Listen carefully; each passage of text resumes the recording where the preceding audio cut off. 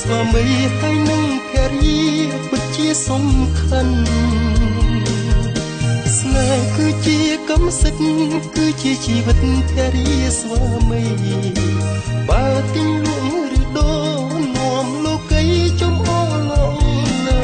យមិត្តស្វាមីភរិយាគឺជាមេគាសួនសួរឧត្តមជីវិតសុខសាន្តសុខដុម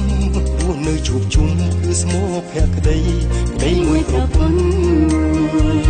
ធ